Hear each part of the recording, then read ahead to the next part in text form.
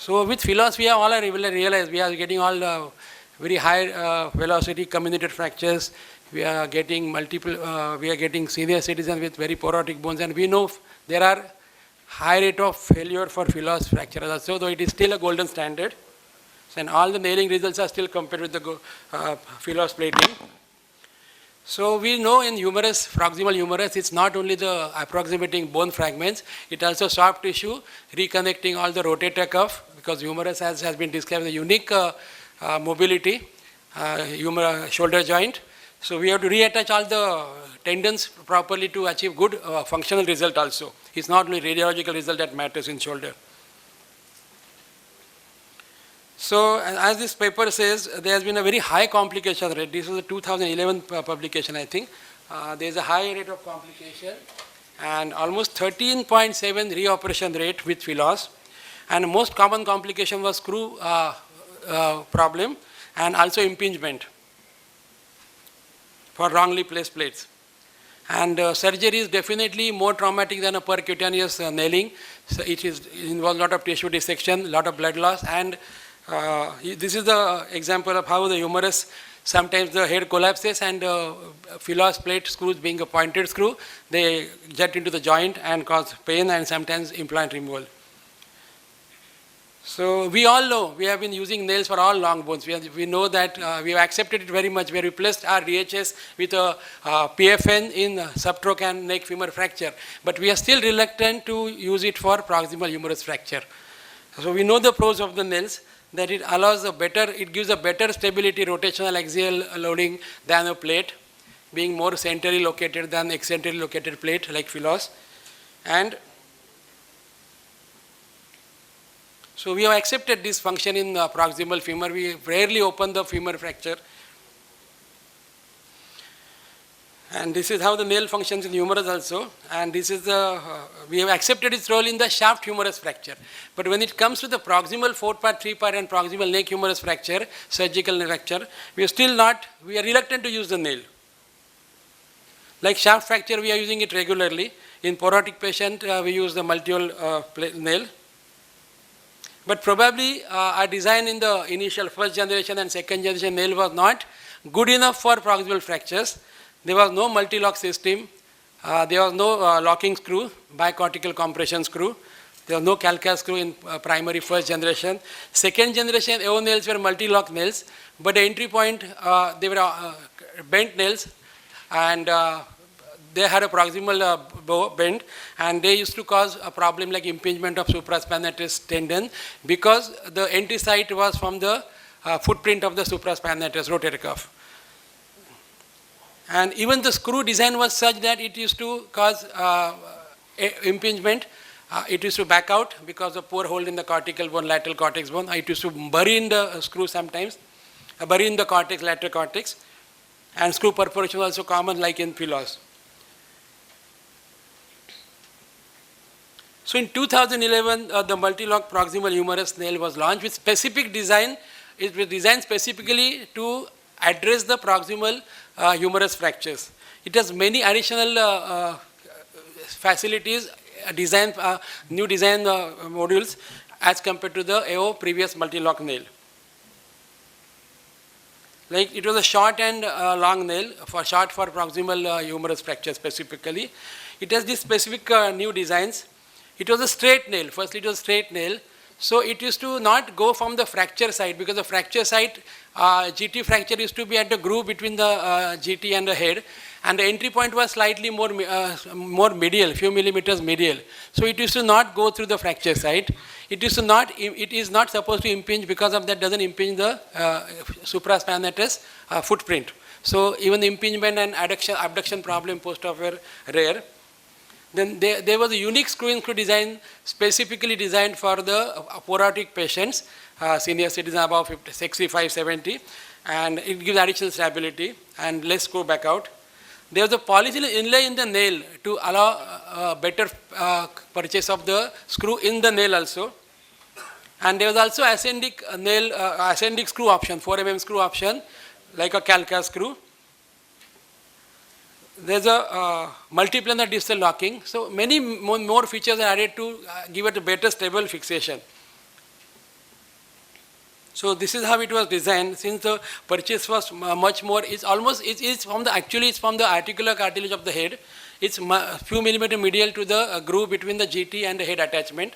In fact, there are 4 interlocking screw options, and in fact, this is considered being a cortical bone there, better bone than the lateral cortex. It is actually considered like a 5th purchase, 5th cortex. So it gives a 5th interlocking screw purchase. So this is how the standard techniques do apply. The approach is anterolateral approach, as Dr. Raman has described nicely. And in an obese patient or difficult fractures, you also detach part of the deltoid from the clavicle and acromion. So you take this approach, and like standard approach, you take the parachute stitches when there's a 4-part or 3-part fracture and control the reduction with those. And also you can use abundant use of K-wire to use as a joystick and have a good reduction. Once you achieve a good reduction, you decide the entry point. One more feature in this screws also is that this screw is conical, like a conical bolt laterally. So it has a good purchase. You have to bury it inside. So it has a good purchase on the lateral cortex, being a conical design, and there's a threaded conical design. And also it has 4 holes to tie the rotator cuff once you finish with the fixation.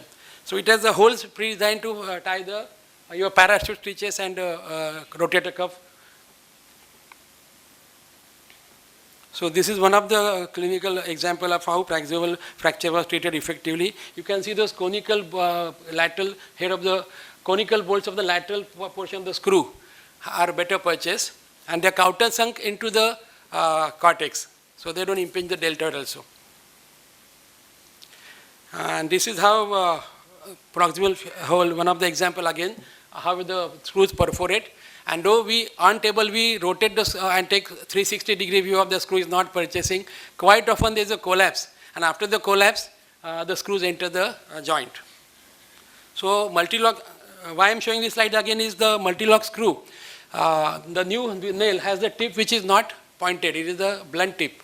So it has less chance of going into the joint, and plus big purchase being good inside the nail, in the lateral cortex also, so you don't have to literally go subchondral. Whereas in philos, you literally have to be subchondral for some purchase. So here you can be 2-3 millimeter away in a safe zone to avoid the screw entering into the joint if in an unfortunate circumstance like a head collapses or a fracture site collapses. So this is how the screw-in-screw technique also. That is one of the big inventions, is screw-in-screw technique. You can put in from the lateral, from anterior screw you should not, there are 3 lateral screws in this nail. So you can choose any screws to have a screw-in-screw fixation for additional stability. The additional screw of 3 millimeter, 3.5 millimeter I think, which goes outside the nail in a better bone area. You can choose which is the better bone area by rotating there's a guide sleeve, and there's an arrow on the guide sleeve. And you can choose which side you want to go. But generally, commonly the posterior part has a better bone stock. So you go like this. You go put in the screw-in-screw more on posterior side. That is a general consensus, and it's proven. So there are many comparative studies. Dr. Sachin, there's a lot of comparative study between plating, philos and this. So most of the studies are retrospective studies. And in this study, there were some 84 patients, and the results were equivalent. Actually, the results were equivalent, but it was proven beyond doubt that operative time was less, blood loss was less, incision was less, so morbidity was less, and patient could be mobilized earlier. The long-term results were not much different in this study between the plating and the nailing group. There were 82 patients were taken for the study. So as you see, multi-lock nail is, the treatment was same, all the score wise, but it's superior because less blood loss, less operation time. So for morbidity, people who have morbidity in old patient is a better idea. Similar studies, I found many studies in literature. There's one meta-analysis also. The most of the studies are comparable, but only thing the nail scores over the plate is that early mobilization, less blood loss, and less incision, many incision in this surgery. So it's a biological fixation. So you can go through this, that the philos had more reoperation rate, whereas the nail group had less reoperation rate.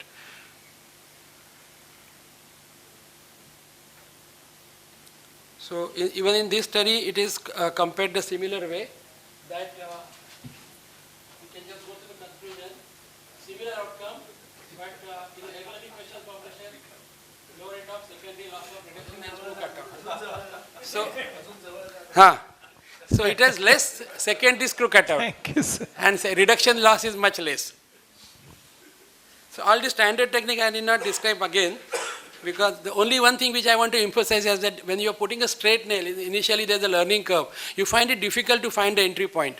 So idea is, initially they are suggested you go for typical beach chair, but that takes a lot of time to set up. So supine position, what we do for philos, with a pillow or a pillow which is radiolucent behind the shoulder blade, and you check everything that you are seeing it proximal to distally, check it before you take your incision, and you have to extend the shoulder.